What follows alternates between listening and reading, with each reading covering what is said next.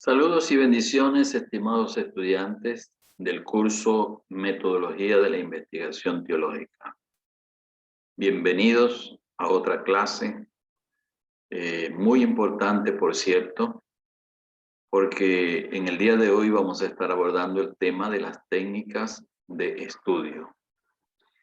Así como necesitamos buenos hábitos de estudio, lo cual estuvimos hablando en nuestra clase pasada, ¿verdad? La importancia de tener un orden en nuestra forma de estudio, de tener un ambiente adecuado, de librarnos de ruidos y cosas que puedan distraernos, tener una planificación, ser puntuales en el desarrollo de nuestras responsabilidades como estudiantes, en la entrega de nuestras tareas, ¿verdad?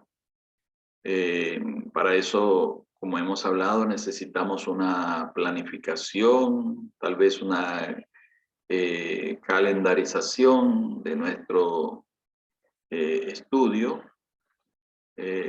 Así también, como necesitamos esos buenos hábitos de estudios incorporados en nuestro carácter, también necesitamos aprender buenas técnicas para el aprendizaje.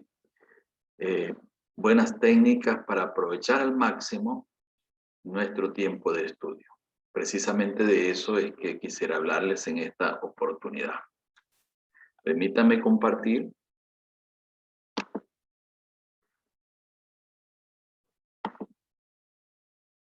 Esta presentación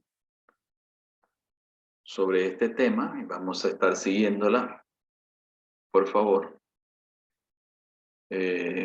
para que de esta manera podamos estar desarrollando el tema. Entre las técnicas de estudio que vamos a ver en esta clase tenemos en primer lugar el subrayado. El subrayado. Es algo que nosotros ya conocemos, por supuesto, ¿no? Lo que es tomar un texto, tomar un libro, tomar una separata, algún material que tenemos, bien sea en físico o tenemos en digital, y poder subrayar, porque así como podemos hacerlo en físico, ¿verdad? Con una regla, con un lápiz, un bolígrafo, un resaltador, así también en los medios digitales, por ejemplo en Word, nosotros también podemos subrayar, ¿verdad? Subrayar, podemos resaltar con diferentes colores.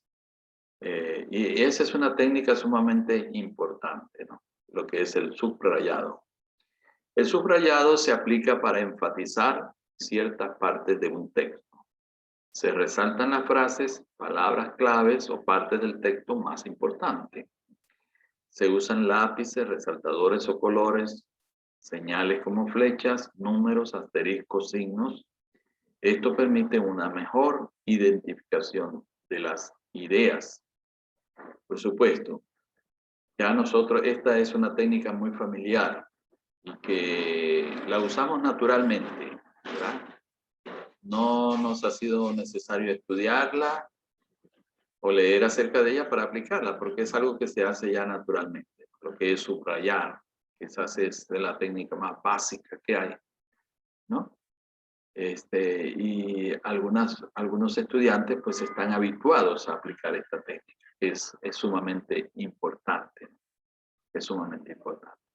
Lo importante es poder subrayar realmente aquellas frases, aquellas palabras, aquellas oraciones o párrafos del texto que son verdaderamente importantes, ¿no?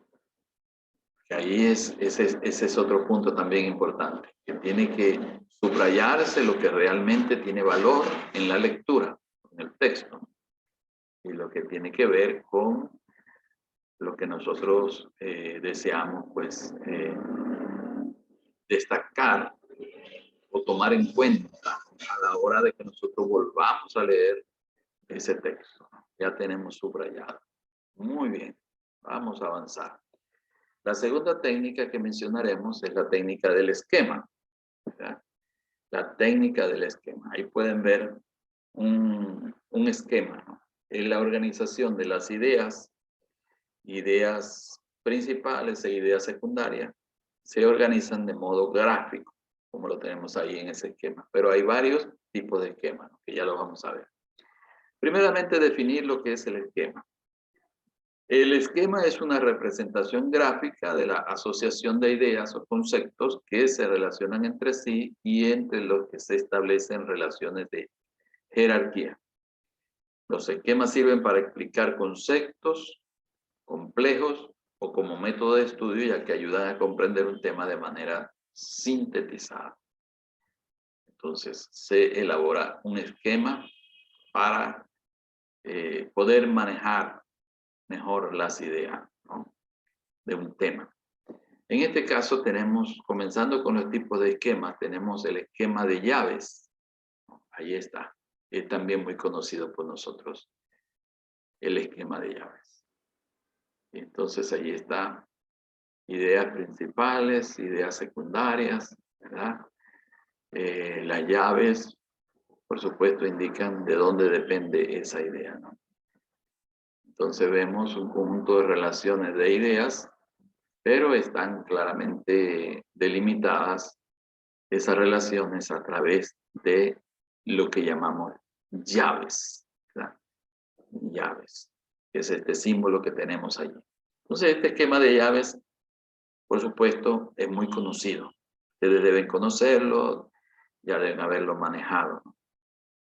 Entonces, es una manera muy bonita y muy útil de organizar las ideas de un texto, la idea de un artículo, un ensayo, un tema determinado. Pueden ser desglosadas sus ideas principales, secundarias, a través de un esquema de llaves.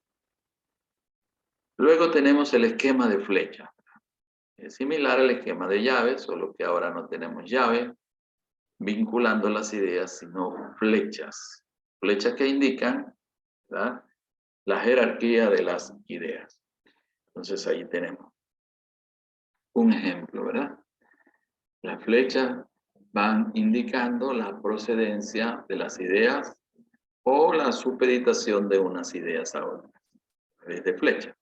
Entonces aquí lo que varía es el símbolo que se usa, ¿no? En aquel caso eran llaves, en este caso flechas, pero cualquiera de los dos válido y es importante para el aprendizaje. Tenemos también el esquema de diagrama o ramificado, ¿verdad? Es un esquema donde se presentan las ideas principales y secundarias a través de lo que se llama un diagrama. En este caso el diagrama, ¿verdad?, tiene algunas figuras geométricas, en este caso son rectángulos, y dentro de esos rectángulos o cuadros, ¿verdad?, cuadros, se engloban las ideas. Y allí entonces a través de un esquema se presenta la relación de las ideas. Por ejemplo, los diagramas, hay algo que se llama organigrama en las organizaciones, en las empresas, que indica también en las iglesias, en las denominaciones. En nuestro manual de la Iglesia del Nazareno aparece un diagrama, un organigrama, perdón, ¿no? Donde indica nuestro gobierno, perdón, indica cómo se da nuestro gobierno, ¿verdad? Desde la Junta General, desde la Asamblea General de la Iglesia, y luego está la Junta General, ¿verdad?, la Junta de Superintendentes Generales, y así va presentando ese organigrama que aparece en nuestro manual, va presentando los diferentes niveles de gobierno en la Iglesia del Nazareno, hasta llegar a la iglesia local. Ese es un organigrama, es un diagrama. Se presentan la relación de estos temas o ideas a través de ese gráfico que ustedes tienen allí en la pantalla.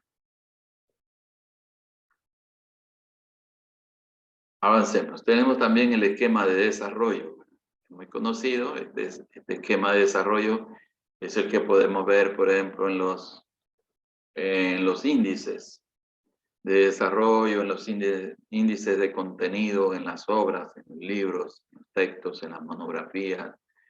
Entonces tenemos este esquema de desarrollo, ¿verdad? Entonces ahí aparecen esquematizadas las ideas o las partes principales del texto, así como están. Entonces, en algunos casos es solamente números, en otros casos es combinación de números y letras, ¿verdad? Así es un esquema. O sea que se puede hacer un esquema de varias formas, ¿no? En forma de llaves, en forma de flechas, también como diagrama, en este caso, como un esquema de desarrollo, presentándolo así, el esquema. Y tenemos el último, que es el esquema de barras, ¿verdad? Parecido también al esquema de llaves, al esquema de flechas, pero ahora con unas barras que unen las ideas, en este caso, ¿verdad? Ahí está. Es una línea, una barra, en este caso se refiere a esa línea vertical que aparece allí en este tipo de esquema. Es igual, son iguales, pero organizadas las ideas de diferente forma, ¿no? Y unidas por diferentes símbolos. Pero eso es como para hacer presentar, ¿no? De manera muy resumida, solamente en las ideas principales y secundarias, los textos, libros, ¿verdad? Es muy importante aprender a hacer este tipo de, o manejar este tipo de técnica de estudio. Que puede, si les manda su profesor a analizar un capítulo de un libro, por ejemplo, ustedes pueden hacer un esquema, ¿verdad? Con las ideas principales y secundarias de ese capítulo, de ese libro. De repente van a presentar una exposición. Pueden tener su esquema solamente, que les recuerde las ideas principales y secundarias de la exposición que ustedes van a realizar. Y ese esquema lo pueden tener, ¿verdad? De maneras diferentes, ¿no? Con el que ustedes se sientan más a gusto, puedan manejarlo más fácilmente. Ustedes pueden usar ese tipo de esquema, entonces. También se les puede asignar a hacer un esquema, ¿no? Un esquema de alguno de estos tipos sobre algún texto. Ya sería una manera como de resumir un texto, pero a través de un esquema. Muy bien, vamos a avanzar, hermano. Entonces, allí tenemos la técnica de estudio del esquema. Yo considero que es una técnica muy importante porque ya nos presenta el contenido, ¿verdad? De una manera gráfica, donde inmediatamente podemos nosotros captar las ideas principales, secundarias y las relaciones que mantienen entre ellas. En tercer lugar tenemos el cuadro sinóptico. Cuadro sinóptico. Un cuadro sinóptico es también conocido como un mapa sinóptico y diagrama o esquema de llaves. O sea que aquí el esquema de llave viene siendo el cuadro sinóptico. Es una forma visual de resumir y organizar ideas en temas, subtemas y conceptos. Esta herramienta sirve para identificar la información más importante de un texto y así comprenderlo mejor, ¿verdad? Entonces esto es lo que se llama el cuadro sinóptico. Y hay varios tipos de cuadros sinópticos, de llaves, de diagramas y de red, ¿no? para que no nos confundamos, hermanos, ¿verdad? Dentro de los esquemas, hay esquemas de llaves, hay de diagramas, ¿verdad? Y dentro de lo que se llaman cuadros sinópticos, también hay cuadros sinópticos de llaves, de diagramas, y hay también de red, ¿verdad? Entonces, como ya hemos visto cómo son los esquemas de llaves y de diagramas, y es igual un cuadro sinóptico de llaves y de diagramas, igual. Ahora vamos a ver a continuación un cuadro sinóptico de red, que sería este que tenemos aquí. Cuadro sinóptico de red. Ahí tenemos de red. Ahí tenemos el tema principal en el centro, ¿verdad? Y de ese tema principal entonces parten diferentes ideas relacionadas entre sí. Entonces, ahí podemos ver, hermanos, se pueden ver las jerarquías, ¿no? De las ideas, si usted detalla, ¿no? Si usted detalla. Por ejemplo, voy a llevar el puntero a ver si lo observan. Tenemos aquí el tema principal y de aquí sale una idea principal. De esa idea, principal, salen ideas secundarias, ¿verdad? Salen 3 ideas secundarias. Volvemos al tema principal, sale otra idea principal, de esa idea principal salen algunas secundarias, ¿no? De esta idea secundaria que estoy señalando acá, salen 2 ideas secundarias. Entonces, a través de un cuadro sinóptico en red, usted puede, ¿verdad?, establecer todas las ideas principales de un texto y también puede establecer las relaciones dentro de cada idea principal con sus ideas secundarias, ¿no? Y allí tiene. O sea que cuando ustedes hagan, por ejemplo, de un texto, por supuesto, en lugar de la palabra idea que va en cada uno de estos rectangulitos aquí con términos, o cada una de estas capsulitas que tienen aquí, ¿no? En lugar de esto van a ir el nombre de esa idea, de ese subtema, ¿no? En lugar de la palabra idea. Esto solamente para ilustrar cómo debemos hacerlo, que es el cuadro sinóptico en red, ¿verdad? Repito, hermano, la definición de cuadro sinóptico. Un cuadro sinóptico es también conocido como mapa sinóptico y diagrama o esquema de llaves. Es una forma visual de resumir y organizar ideas en temas, subtemas y conceptos. Esta herramienta sirve para identificar la información más importante de un texto y así comprenderlo mejor. Cuadro sinóptico, ¿verdad? Ahí está. Vamos a la número 4. La técnica número 4, técnica de estudio número 4 es el mapa o red conceptual. Mapa o red conceptual. El mapa conceptual es una técnica usada para la representación gráfica del conocimiento. Un mapa conceptual es una red de conceptos. Una red de conceptos. En la red, los nodos representan los conceptos y los enlaces representan las relaciones entre los conceptos. Entonces voy a explicarle esto. Aquí está un mapa conceptual. Cuando un profesor les manda a hacer un mapa conceptual, ¿verdad?, es esto que están viendo allí en pantalla. Mapa conceptual. En este caso aquí, donde dice mapa conceptual, ¿qué iría aquí? El tema general, ¿verdad? Aquí, en este rectángulo que tienen acá, ¿verdad? Estos son lo que se llaman nodos en el concepto. Nodos.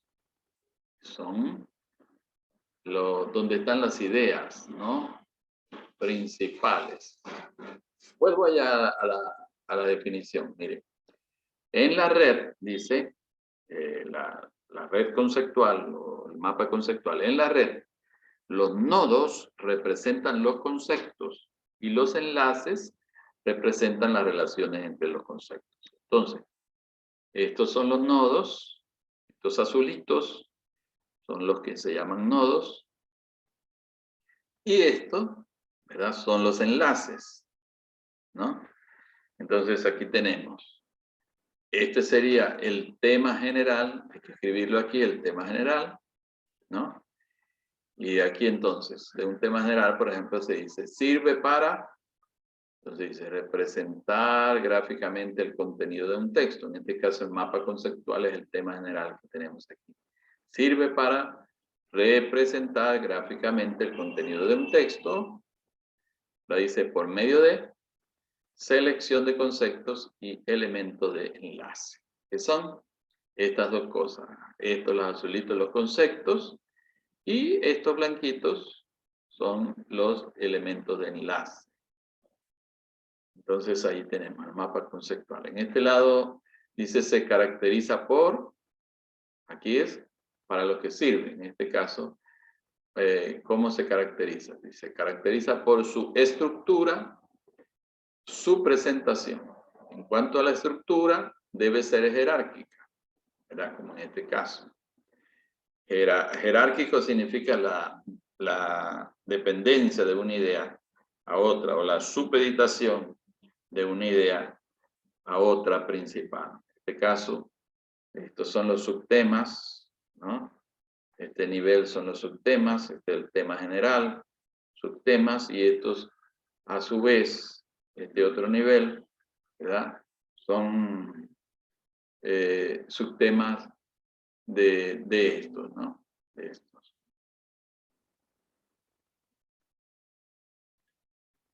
Muy bien. Seguimos, hermano. Creo que esto está claro lo que es el mapa conceptual, ¿no? Está claro el mapa conceptual. Ahora, hay mapa mental también. Hay mapa conceptual y hay mapa mental. Cuando le hablan de un mapa mental, ¿verdad? Un mapa mental es más sencillo. Es más sencillo. Entonces, un mapa mental se puede plasmar con dibujitos, ¿no? Con figuritas que el estudiante hace y que al verlas le recuerdan, ¿verdad? Figuritas que tienen sus palabritas, sus conceptos, y eso le recuerdan inmediatamente, ¿verdad?, las ideas. O sea, para una exposición, por ejemplo, usted puede tener un mapa mental, que es algo sencillo, ¿no? Y no requiere esta jerarquización que tiene el mapa conceptual. Entonces, el mapa conceptual es más profundo, es más elaborado, es más organizado que un mapa mental. Un mapa mental es más sencillo. Avanzamos, hermano. Tenemos en quinto lugar la técnica de apuntes de clase, ¿verdad? Apuntes de clase. Mientras el profesor va hablando, dando su charla, dando su exposición, el estudiante va tomando nota en una libreta, en un cuaderno, en este caso en su computador, su teléfono, en fin, hay diferentes herramientas para tomar los apuntes hoy en día, ¿no? También pudiera grabarlos y luego recordarlo. Entonces ya esa es la técnica de apuntes de clase, es decir, captar, ¿verdad?, lo que el profesor está diciendo y poder preservarlo, atesorarlo, esos conceptos, en este caso a través de anotaciones, ¿no?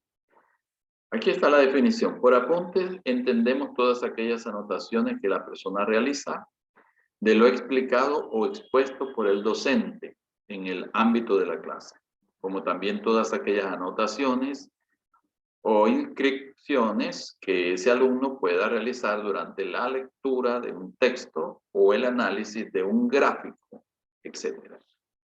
Entonces, son anotaciones, ¿verdad? O inscripciones que el estudiante hace, sea durante la lectura de un texto, el análisis de un texto, o mientras escucha al docente la explicación de la clase. la exposición de la clase. Entonces, él apunta. A mí me ha resultado mucho, hermano, desde mi tiempo de que estaba comenzando a estudiar, en este caso teología, ¿no? Para contarles la experiencia. He guardado mis apuntes de clase, bueno, y de aquellos profesores que fueron para mí muy significativos en mi formación ministerial, ¿no? Tuve algunos profesores que fueron misioneros, misioneros norteamericanos, muy preparados, doctores formados en universidades nazarenas, de mucha trayectoria, ancianos algunos, y conservo todavía con mucho cariño sus apuntes de clase, es decir, lo que ellos decían, sus pensamientos, su manera de dar la clase. Yo tomaba apunte, ¿no? Tengo algunos cuadernitos por allí guardados de algunas materias, tanto del bachillerato como de la licenciatura, y ahora conservo algunos apuntes que también he tomado en la maestría. Es muy importante esta técnica de los apuntes de clase. Tenemos que acostumbrarnos a copiar, ¿no? A copiar, porque no todas las cosas están en los textos, los libros. A veces de repente el profesor cita a algún autor, ¿verdad? Que no aparece en nuestro texto de estudio, pero que él tiene en sus notas para dar la clase. Él cita a algún autor, hace referencia a alguna información que no aparece en los materiales. Entonces, es muy importante, hermano, estar pendiente para tomar apuntes. Eso nos permite un mejor aprendizaje. Vamos avanzando. Tenemos el número 6, se refiere a la lectura y a sus tipos, porque hay varios tipos de lectura. Número 6. Tenemos entonces la lectura literal, tenemos la lectura inferencial y la lectura crítica. La lectura literal es cuando uno lee, hermanos, valga la redundancia, literalmente, ¿verdad? Tal vez sin ningún esfuerzo por conservar la información en nuestra mente. Solamente leemos, ¿no? Literalmente, leemos. Pero ya cuando hablamos de lectura inferencial, ¿no?